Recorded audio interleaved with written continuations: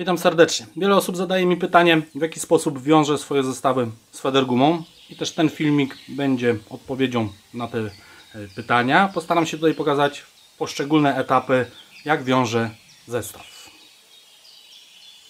Postaram Wam się opisać dwa zestawy. Pierwszy z zestawów jest to zestaw z jednego odcinka Federgumy, który aktualnie używam. Dla mnie jest to chyba najlepszy zestaw, jaki do tej pory miałem i w zasadzie chyba zostanie on ze mną już na zawsze. Aczkolwiek niedawno wpadłem na pomysł budowy troszeczkę innego zestawu stworzonego z dwóch Federgum. Powyżej mamy grubszą gumę odstawiającą 1,2 mm. Do niej jest dowiązany kawałek Federgumy 0,6 mm. Do niego dojdziemy w drugiej kolejności. W zasadzie mówię na te gumy Federgumy, aczkolwiek nie są to takie typowe Federgumy. Jak wielu z Was wie, ja korzystam z gum kupionych na AliExpress. Są to szpule po 100 metrów. Mam tutaj gumę 0,6 i 0,8. Użytkuję je już 2 lata. Uwiązałem na nich już wiele zestawów. Są wyśmienite gumy i uważam, że są dużo lepsze od wielu gum na rynku. A dlaczego tak mówię, że wielu? Dlatego, że trzeba zwracać na to też uwagę, jakie kupujemy Federgumy.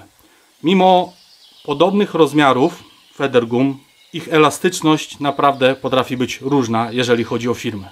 Warto na to zwrócić uwagę. Ja już te gumy porównywałem do kilku gum, które są dostępne u nas na rynku, czyli takich typowych Federgum. I dla mnie te gumy są dużo lepsze. Polecam. Link do tych gum oczywiście, jak i do innych produktów będzie w opisie pod filmikiem, tak abyście mogli szybko dotrzeć do produktu i sobie go kupić. Oczywiście też będą one w najtańszej formie. Dobrze, możemy przystąpić do budowy pierwszego zestawu. Co nam będzie do tego potrzebne? Oczywiście wyżej wspomniana guma. I tutaj też zaznaczę, że te gumy chińskie mają troszeczkę zawyżoną rozmiarówkę.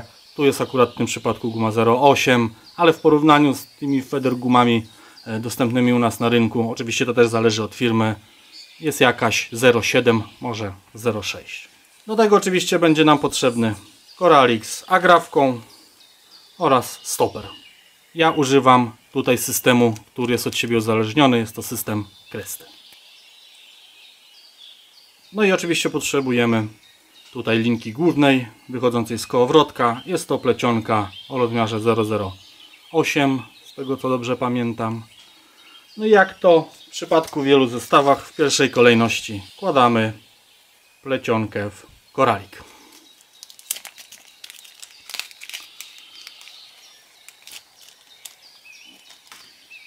Bardzo polecam te koraliki z dwóch powodów. Pierwszy powód to jest taki, że nie mają tutaj żadnych niepotrzebnie odstających części, przez które może nam się przypon lub też linka główna plątać. I druga rzecz jest to duża dziurka przelotowa. Z obydwu stron taka sama. Dlaczego zwracam uwagę na to, że była duża?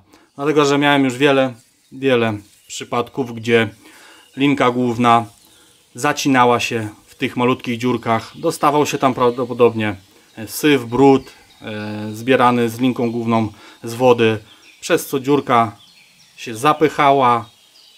Linka w zasadzie ciężko przez tą dziurkę przechodziła. Nie widać było tego. Dziwiłem się, czemu dziwne są brania i nie mogę ich wciąć.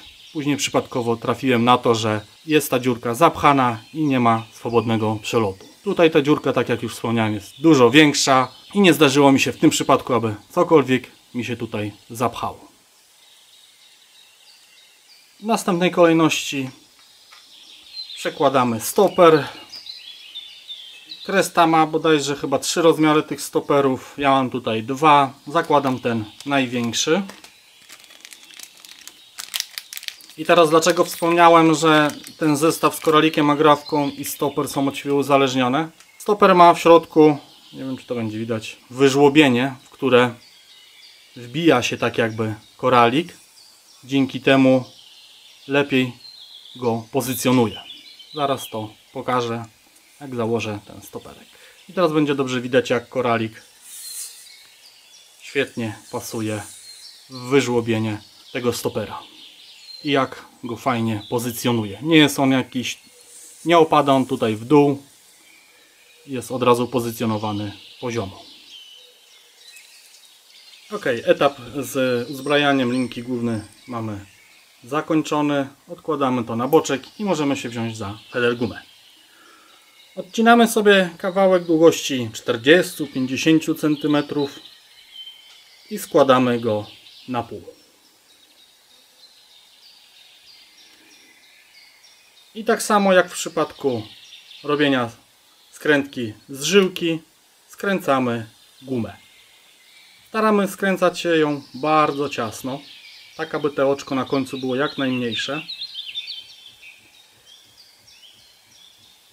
Ja skręcam gumę na długości 4 do 5 cm. Nie dalej. Im dłuższa będzie ta skrętka, tym ten odcinek będzie cięższy i będzie bardziej skłonny do opadania ku koszykowi. Bardzo ciasno się staramy. Widzimy, jak już fajnie to mniej więcej 4-5 cm. Gdy już osiągniemy taką długość, zawiązujemy na 2 razy. Tak jakbyśmy robili słupę. Raz, 2. Podwójny słupę. I ściągamy tutaj. Możemy oczywiście tą gumę zwilżyć i naciągamy mocno. W ten sposób mamy krótki odcinek skręconej federgumy, który jest odpowiedzialny za jeszcze lepsze odstawienie nam przyponu od zestawu. Warto zwrócić uwagę, aby ten węzeł był dobrze zaciśnięty. I w ten sposób posiadamy krótki kawałek skręconej federgumy, który jest odpowiedzialny za jeszcze lepsze odstawienie nam przyponu od koszyka. W dalszej części mamy 2 luźno zwisające odcinki gumy. I teraz z tego powodu, że tutaj mamy zrobioną skrętkę z federgumy, która całkowicie zaburza jej pracę, musimy zrobić odcinek odpowiedzialny za prawidłowe jej działanie, czyli amortyzację. Ja w przypadku federgumy 0,8 zostawiam w granicach 15 cm. Im guma cieńsza, to ten odcinek może być krótszy, im grubsza, tym zostawiam dłużej. I teraz ten odcinek 15 cm możemy zakończyć na 2 sposoby. Jest wiele szkół, każdy robi tak jak woli. Może być to tylko pętelka, aby później przypomontować pętelkę przez pętelkę, albo możemy użyć szybko złączki, tak aby szybko zmieniać przypony. Ja w tym przypadku zastosuję tutaj tą szybko złączkę. Przekładam przez otwór w krętliku, stalam mniej więcej te 15 cm. Oczywiście normalnie to bym sobie przyłożył do miarki, tutaj tak mniej więcej na oko. Mam przełożone i przeplatam później, tak jakbyśmy robili zwykłe oczko. Przeplatam krętlik na 2 razy. Raz i 2. I zaciskam. Oczywiście krętlik zostawiam na pętelce. Nie zawiązuję go tutaj za ciasno, żeby on też miał tutaj sobie swobodę ruchu po tej pętelce, żeby się przemieszczał. No i tutaj też zaciskamy, zwilżymy. Szybko złączkę mamy zamontowaną. Zostaje nam odcięcie tutaj niepotrzebnego kawałka gumy. Odcinam jakieś 2-3 mm wyżej i dodatkowo jeszcze sobie ostrożnie przypalam tutaj końcówkę zapalniczką, tak aby była jeszcze większa pewność, że się już tutaj nic nam nie wysnuje. Został oczywiście nam jeszcze drugi koniec gumy. Dlaczego go zostawiłem? Dla takich względów bezpieczeństwa, jakby coś mi się nie udało uwiązać z tym pierwszym fragmentem gumy, to zawsze mogę powtórzyć to na tym drugim kawałku. W tym przypadku wszystko się powiodło jak trzeba, więc możemy ten kawałek odciąć. Tylko oczywiście nie pomylmy się. Robię to samo, 2-3 mm. No i tak samo sobie tutaj przypalam lekko, przytapiam, pyk. I w ten sposób etap z federgumą mamy zakończony. Dzięki wiązaniu w taki sposób możemy sobie takich zestawików zrobić kilka na zapas. Ja mam porobione z różnej grubości gum, różnej długości, zapakowane w pudełeczko. Jakby mi się coś nad wodą zerwało, urwało, wyjmuję taki zestaw gotowy, dowiązuję i nie muszę się z tym bawić nad wodą. Teraz możemy przystąpić do przywiązania naszego odcinka gumy do plecionki, którą wcześniej uzbroiliśmy. Koralik i stoper. Wyciągamy sobie troszeczkę tutaj dłużej tej naszej plecionki, tak aby nam było łatwiej wiązać. Ja sobie tylko to przełożę na tą rękę, żeby mi było łatwiej. Plecionkę przetlatamy przez oczko, które powstało w czasie skręcania gumy. I związujemy to tak jakby węzłem zderzakowym. Czyli oplatamy teraz krótkim kawałkiem plecionkę 7-8 razy. Możemy jeszcze wrócić ze 2 razy i przełożyć oczko plecionki. Cyk. Zwilżamy i zaciskamy.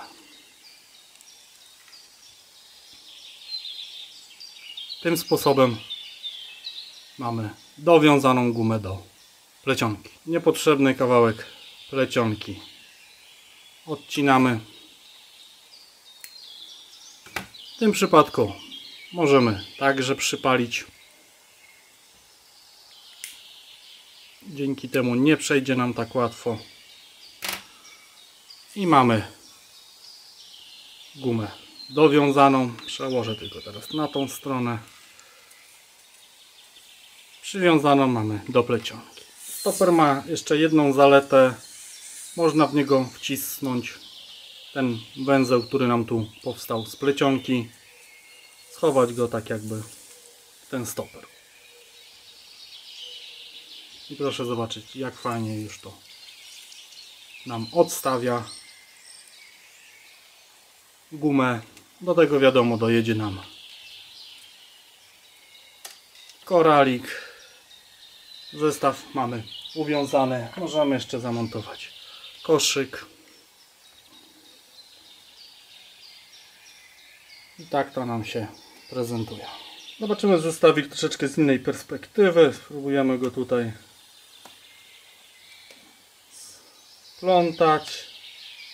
Jak widać, nawet specjalnie nie jest to takie łatwe do zrobienia, aczkolwiek nie jest to niemożliwe, bo musimy zapamiętać jedno, że splątanie zestawu nie leży tylko po stronie złego jego uwiązania.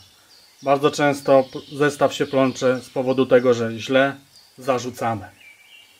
Ja ten zestaw polecam, łowię na niego już naprawdę bardzo długo, jestem z niego bardzo zadowolony i prawdopodobnie zostanie on ze mną na zawsze. A teraz przejdźmy do drugiego pomysłu. Teraz przedstawię pomysł na drugi zestaw. Będzie on wyglądał troszeczkę inaczej i tutaj zaznaczę na początku, że nie testowałem go nad wodą, także nie daję sobie za niego ręki uciąć.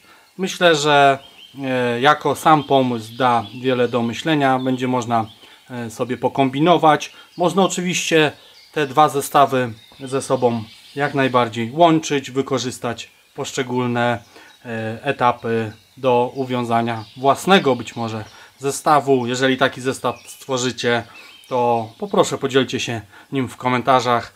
z chęcią zobaczę. Być może też i ja podłapię jakieś kolejne pomysły. Zestaw będzie zbudowany na nieco innych podzespołach. I tutaj zaczniemy od pierwszego z nich, czyli agrafka do montażu koszyka, ale tym razem już bez żadnych koralików, tylko zakończona krętlikiem z bardzo dużym otworem.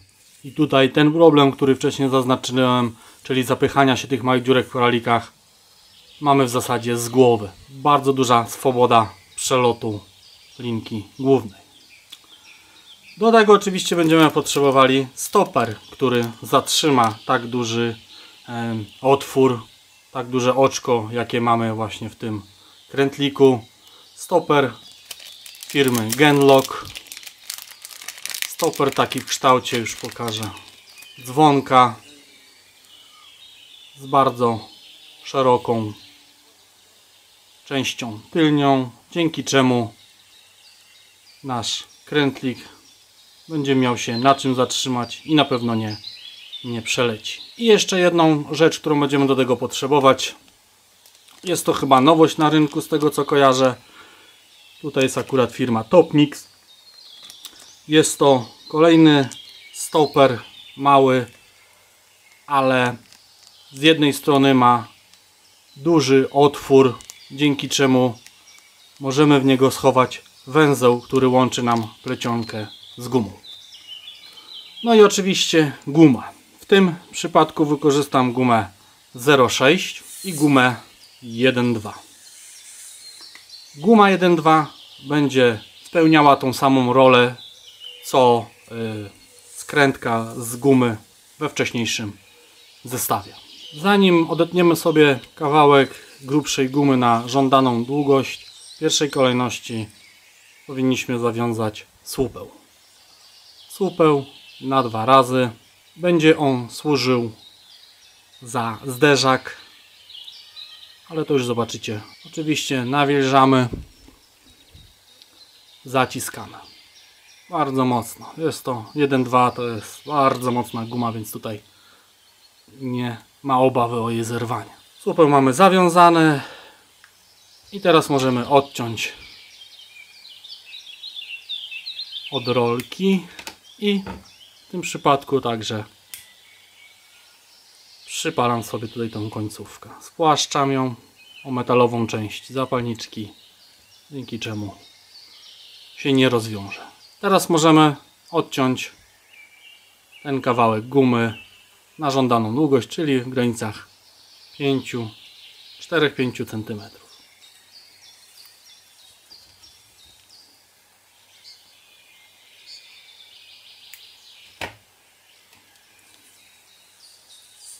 Koniec, którym odcięliśmy gumę, także przytapiamy, tworząc taki jakby grzybek. Posłuży nam za tak jakby oparcie o węzeł zderzakowy, który zrobimy. Nie wiem, czy to będzie widać, który zrobimy z plecionki. Ta część będzie dowiązywana do plecionki. Do tej części zaraz dowiążemy cieńszą gumę. Ta grubsza guma, tak jak już wcześniej powiedziałem, ma służyć tylko i wyłącznie za odstawienie naszego przyponu od koszyka. W następnej kolejności będzie nam potrzebna guma 0,6 lub też o innej grubości. To w zależności od tego, na jakie ryby się nastawiamy, którą dowiązujemy do odcinka z grubszej gumy węzłem zderzakowym. Opieramy cienką gumę na grubszej. Palcami lewej ręki trzymamy za oczko i oplatamy obydwie gumy razem, też w granicach 7-8 razy. 7 możemy także, jeżeli mamy naddatek, wrócić jeszcze ze 2 razy i przepleść gumę przez oczko, które trzymaliśmy w lewej ręce. I trzymając za 2 końce cieńszej gumy, zaciskamy ją. Wstępnie zwilżamy, dociągamy do naszego słupła. Opiera się to zderzakowo i w ten sposób mamy przywiązaną cieńszą gumę do grubszej. Jak widzimy, sposób odstawienia jest podobny do wcześniejszego zestawu. Tutaj naddatek jeszcze dociągnę. Naddatek oczywiście odcinamy 2-3 mm. Tak samo sobie tutaj zabezpieczamy przypalonym końcem, aby nam się jednak tam nie wywinęło. I teraz odmierzamy sobie żądaną długość cieńszej gumy. Tu może być 10, przy gumie 0,6 10 cm. I zakończamy to także na dwa sposoby, z którym nam się lepiej łowi. Czy to też pętelka, czy to szybko złączka. Tu już mam taki uwiązany, gotowy zestaw z gumy. Oczywiście w tym przypadku także możemy sobie tych zestawików narobić więcej, schować gdzieś w pudełeczko. W razie nad wodą, jak nam się coś urwie czy zerwie, mamy już gotowe. Zostaje nam tylko dowiązać do plecionki. Plecioneczka, czyli nasza linka główna. Nie mamy jeszcze na niej nic. W pierwszej kolejności wkładamy krętlik z agrafką do zamontowania koszyka. W drugiej kolejności montujemy wcześniej wspomniany stoper Genloga. Znajdę tutaj jakieś lepsze oczko, żeby teraz nie przedziewać nie wiadomo ile. Mamy pyk, pyk. I ładnie nam się tutaj opiera, na pewno nie przeleci. I teraz do tego dajemy naszą tak jakby nowość, czyli stoper, który ma miejsce wewnątrz na węzeł. Jest tutaj zdecydowanie większa dziurka. Zakładamy na linkę główną. Pyk. Dostawiamy do naszego Genloga.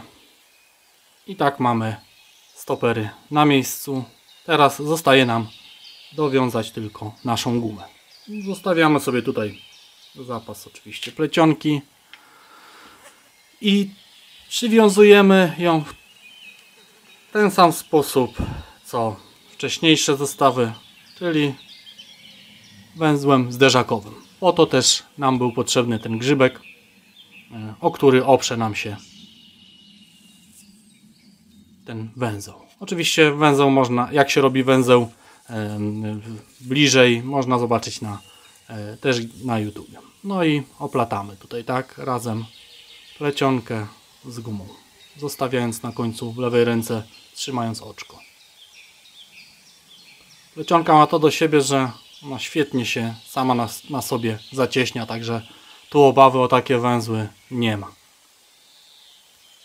Im większą siłę używamy, tym bardziej ona się zacieśnia i węzeł robi się ciasny.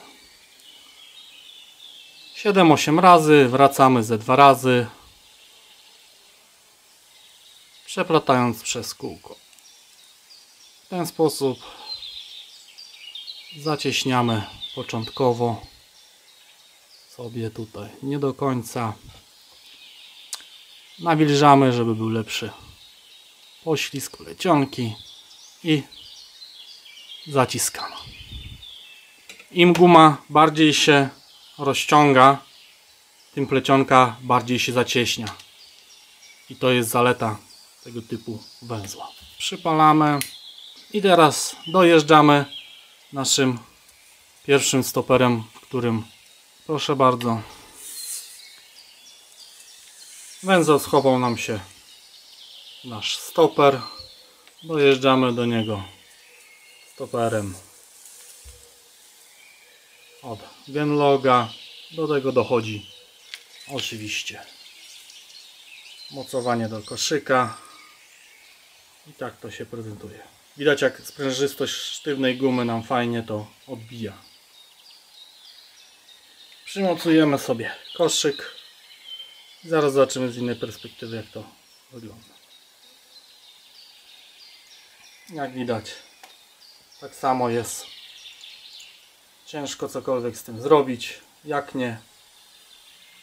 nie dużo trudniej niż w poprzednim zestawie, ale tak jak już wspomniałem, jeszcze tego zestawu nie miałem okazji testować nad wodą. Wydaje mi się, że spisze się świetnie. Dajcie znać w razie jakbyście przetestowali go nad wodą. Napiszcie w komentarzach, jak się spisuje. Splątanie zestawu może być tak samo w dużej mierze odpowiedzialne za sposób, w jaki zarzucamy taki zestaw do wody. Jeżeli jesteście zainteresowani, jak prawidłowo zarzucać takie zestawy do wody, oczywiście jak już wcześniej wspomniałem, są filmiki na YouTubie. Marcin Kostera, chłopaki z Feder Sklepu, Mateusz, wielu z nich pokazuje, jak to się robi. Jak będziecie zainteresowani, jak ja to robię, to dajcie znać w komentarzu, spróbuję nagrać taki film. A tymczasem dziękuję bardzo za oglądanie, dziękuję Wam za Was poświęcony czas. Zapraszam oczywiście do subskrypcji. Bardzo mnie to cieszy, jak ilość subskrypcji rośnie. Wtedy mam motywację do kręcenia kolejnych instruktażowych filmików, czy też z nadwody. Dajcie kciuka w górę. Do zobaczenia nad wodą.